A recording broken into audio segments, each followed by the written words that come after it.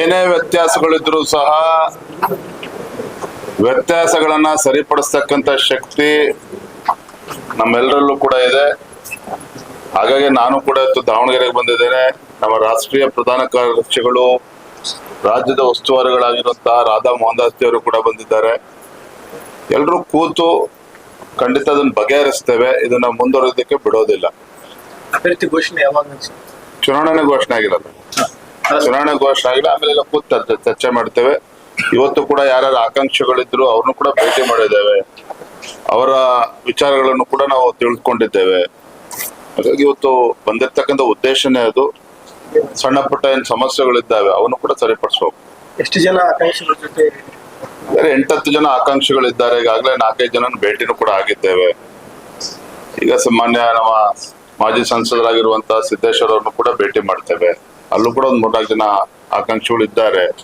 ಅವ್ರನ್ನು ಕೂಡ ಮಾತನಾಡಿಸಿ, ಈಗಾಗಲೇ ದಾವಣಗೆರೆ ದಕ್ಷಿಣ ವಿಧಾನಸಭಾ ಕ್ಷೇತ್ರದಲ್ಲಿ ನಮ್ಮ ಸಂಘಟನೆ ಕೆಲಸ ನಡೀತಾ ಇದೆ.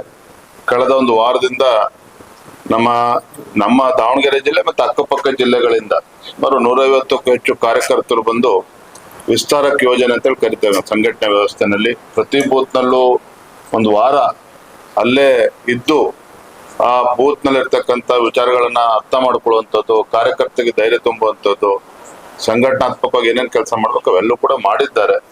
ಎಲ್ಲವೂ ಕೂಡ ಸರಿ ಹೋಗ್ತದೆ ಅನ್ನೋ ಸಂಪೂರ್ಣ ವಿಶ್ವಾಸ ನಮ್ಗಿದೆ. ದಕ್ಷಿಣ ಕ್ಷೇತ್ರ ವಾತಾವರಣ ಹೇಗೆ? ವರದಿ ತಗೊಂಡಿದ್ದಾರೆ. ದಕ್ಷಿಣ ಕ್ಷೇತ್ರದ ಗೆಲ್ತಾರೆ? ತೆಗೆದುಕೊಳ್ತೇವೆ. ಗೆಲ್ಲೇಬೇಕು ಅಂತೇಳಿ ಪಣ ತೊಟ್ಟು ನಾವೆಲ್ಲರೂ ಕೂಡ ಹೊರಟಿದ್ದೇವೆ. ಕ್ಷೇತ್ರದಲ್ಲಿ ಕಾರ್ಯಕರ್ತರಿಗೆ ಒಂದು ರಣೋತ್ಸಾಹ ಇದೆ. ಅದು ಸ್ವಲ್ಪ ನಮ್ಮ ಮುಖಂಡರು ಸ್ವಲ್ಪ ಗೊಂದಲ ಇರ್ತಕ್ಕಂಥದ್ದು ಸತ್ಯ. ನಾನು ಮುಚ್ಚಿಡ್ತಕ್ಕಂಥ ಕೆಲಸ ನಾನು ಮಾಡೋದಿಲ್ಲ. ಅಧ್ಯಕ್ಷನಾಗಿ ನಂದು ಕೂಡ ಜವಾಬ್ದಾರಿ ಇದನ್ನ ಎಲ್ಲ ಕೂಡ ಸರಿಪಡಿಸ್ಬೇಕು ಅಂತ ಹೇಳಿ, ಹಾಗೆ ಸರಿಪಡಿಸ್ಬೇಕು ಅನ್ನೋ ನಿಟ್ಟಿನಲ್ಲಿ ನಾವು ಕೂಡ ಬಂದಿದ್ದೇವೆ.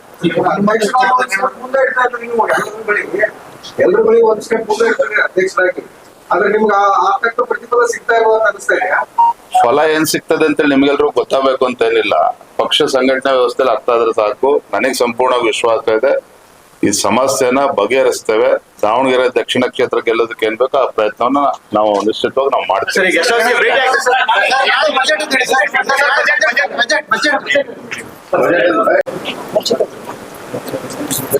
ಏನೇ ವ್ಯತ್ಯಾಸಗಳಿದ್ರು ಸಹ ವ್ಯತ್ಯಾಸಗಳನ್ನ ಸರಿಪಡಿಸ್ತಕ್ಕಂಥ ಶಕ್ತಿ ನಮ್ಮೆಲ್ಲರಲ್ಲೂ ಕೂಡ ಇದೆ. ಹಾಗಾಗಿ ನಾನು ಕೂಡ ಇವತ್ತು ದಾವಣಗೆರೆಗೆ ಬಂದಿದ್ದೇನೆ. ನಮ್ಮ ರಾಷ್ಟ್ರೀಯ ಪ್ರಧಾನ ಕಾರ್ಯದರ್ಶಿಗಳು, ರಾಜ್ಯದ ಉಸ್ತುವಾರಿಗಳಾಗಿರುವಂತಹ ರಾಧಾ ಮೋಹನ್ ದಾಸ್ ಅವರು ಕೂಡ ಬಂದಿದ್ದಾರೆ. ಎಲ್ಲರೂ ಕೂತು ಖಂಡಿತ ಅದನ್ನ ಬಗೆಹರಿಸ್ತೇವೆ. ಇದನ್ನ ಮುಂದುವರಿಯೋದಕ್ಕೆ ಬಿಡೋದಿಲ್ಲ. ಅಭ್ಯರ್ಥಿ ಘೋಷಣೆ ಯಾವಾಗ? ಚುನಾವಣೆ ಘೋಷಣೆ ಆಗಿರೋದು, ಚುನಾವಣೆ ಘೋಷಣೆ ಆಗಿಲ್ಲ. ಆಮೇಲೆ ಎಲ್ಲ ಕೂತು ಚರ್ಚೆ ಮಾಡ್ತೇವೆ. ಇವತ್ತು ಕೂಡ ಯಾರ್ಯಾರು ಆಕಾಂಕ್ಷಿಗಳಿದ್ರು ಅವ್ರನ್ನು ಕೂಡ ಭೇಟಿ ಮಾಡಿದ್ದೇವೆ. ಅವರ ವಿಚಾರಗಳನ್ನು ಕೂಡ ನಾವು ತಿಳ್ಕೊಂಡಿದ್ದೇವೆ. ಹಾಗಾಗಿ ಇವತ್ತು ಬಂದಿರ್ತಕ್ಕಂಥ ಉದ್ದೇಶನೇ ಅದು. ಸಣ್ಣ ಪುಟ್ಟ ಏನ್ ಸಮಸ್ಯೆಗಳಿದ್ದಾವೆ ಅವನು ಕೂಡ ಸರಿಪಡಿಸ್ಬೇಕು. ಎಷ್ಟು ಜನ ಆಕಾಂಕ್ಷಿಗಳ ಜೊತೆ? 8-10 ಜನ ಆಕಾಂಕ್ಷಿಗಳಿದ್ದಾರೆ. ಈಗಾಗಲೇ 4-5 ಜನ ಭೇಟಿನೂ ಕೂಡ ಆಗಿದ್ದೇವೆ. ಈಗ ಸಾಮಾನ್ಯ ನಮ್ಮ ಮಾಜಿ ಸಂಸದರಾಗಿರುವಂತಹ ಸಿದ್ದೇಶ್ವರ ಅವ್ರನ್ನು ಕೂಡ ಭೇಟಿ ಮಾಡ್ತೇವೆ. ಅಲ್ಲೂ ಕೂಡ ಒಂದು 3-4 ಜನ ಆಕಾಂಕ್ಷಿಗಳು ಇದ್ದಾರೆ. ಅವ್ರನ್ನು ಕೂಡ ಮಾತನಾಡಿಸಿ, ಈಗಾಗಲೇ ದಾವಣಗೆರೆ ದಕ್ಷಿಣ ವಿಧಾನಸಭಾ ಕ್ಷೇತ್ರದಲ್ಲಿ ನಮ್ಮ ಸಂಘಟನೆ ಕೆಲಸ ನಡೀತಾ ಇದೆ. ಕಳೆದ ಒಂದು ವಾರದಿಂದ ನಮ್ಮ ದಾವಣಗೆರೆ ಜಿಲ್ಲೆ ಮತ್ತು ಅಕ್ಕಪಕ್ಕ ಜಿಲ್ಲೆಗಳಿಂದ ಸುಮಾರು 150ಕ್ಕೂ ಹೆಚ್ಚು ಕಾರ್ಯಕರ್ತರು ಬಂದು ವಿಸ್ತಾರಕ್ ಯೋಜನೆ ಅಂತೇಳಿ ಕರಿತೇವೆ ನಾವು ಸಂಘಟನೆ ವ್ಯವಸ್ಥೆನಲ್ಲಿ. ಪ್ರತಿ ಬೂತ್ನಲ್ಲೂ ಒಂದು ವಾರ ಅಲ್ಲೇ ಇದ್ದು ಆ ಬೂತ್ ನಲ್ಲಿ ಇರ್ತಕ್ಕಂಥ ವಿಚಾರಗಳನ್ನ ಅರ್ಥ ಮಾಡ್ಕೊಳ್ಳುವಂಥದ್ದು, ಕಾರ್ಯಕರ್ತರಿಗೆ ಧೈರ್ಯ ತುಂಬುವಂಥದ್ದು, ಸಂಘಟನಾತ್ಮಕವಾಗಿ ಏನೇನ್ ಕೆಲಸ ಮಾಡ್ಬೇಕು ಅವೆಲ್ಲವೂ ಕೂಡ ಮಾಡಿದ್ದಾರೆ. ಎಲ್ಲವೂ ಕೂಡ ಸರಿ ಹೋಗ್ತದೆ ಅನ್ನೋ ಸಂಪೂರ್ಣ ವಿಶ್ವಾಸ ನಮ್ಗಿದೆ. ದಕ್ಷಿಣ ಕ್ಷೇತ್ರ ವಾತಾವರಣ ಹೇಗೆ? ವರದಿ ತಗೊಂಡಿದ್ದಾರೆ. ದಕ್ಷಿಣ ಕ್ಷೇತ್ರದ ಗೆಲ್ತಾರೆ? ತೆಗೆದುಕೊಳ್ತೇವೆ. ಗೆಲ್ಲೇಬೇಕು ಅಂತೇಳಿ ಪಣ ತೊಟ್ಟು ನಾವೆಲ್ಲರೂ ಕೂಡ ಹೊರಟಿದ್ದೇವೆ. ಕ್ಷೇತ್ರದಲ್ಲಿ ಕಾರ್ಯಕರ್ತರಿಗೆ ಒಂದು ರಣೋತ್ಸಾಹ ಇದೆ. ಅದು ಸ್ವಲ್ಪ ನಮ್ಮ ಮುಖಂಡರು ಸ್ವಲ್ಪ ಗೊಂದಲ ಇರ್ತಕ್ಕಂಥದ್ದು ಸತ್ಯ. ನಾನು ಮುಚ್ಚಿಡ್ತಕ್ಕಂಥ ಕೆಲಸ ನಾನು ಮಾಡೋದಿಲ್ಲ. ಅಧ್ಯಕ್ಷನಾಗಿ ನಂದು ಕೂಡ ಜವಾಬ್ದಾರಿ ಇದನ್ನ ಎಲ್ಲ ಕೂಡ ಸರಿಪಡಿಸ್ಬೇಕು ಅಂತ ಹೇಳಿ, ಹಾಗೆ ಸರಿಪಡಿಸ್ಬೇಕು ಅನ್ನೋ ನಿಟ್ಟಿನಲ್ಲಿ ನಾವು ಕೂಡ ಬಂದಿದ್ದೇವೆ.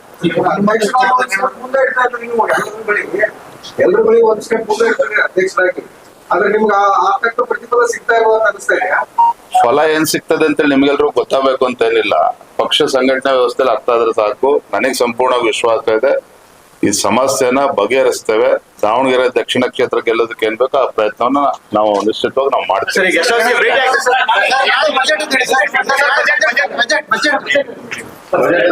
ಹೆಚ್ಚಿನ ವಿಡಿಯೋಗಳಿಗೆ ಪ್ರತಿಧ್ವನಿ ಯೂಟ್ಯೂಬ್ ಚಾನೆಲ್ ಸಬ್ಸ್ಕ್ರೈಬ್ ಮಾಡಿ, ಬೆಲ್ ಐಕಾನ್ ಕ್ಲಿಕ್ ಮಾಡಿ.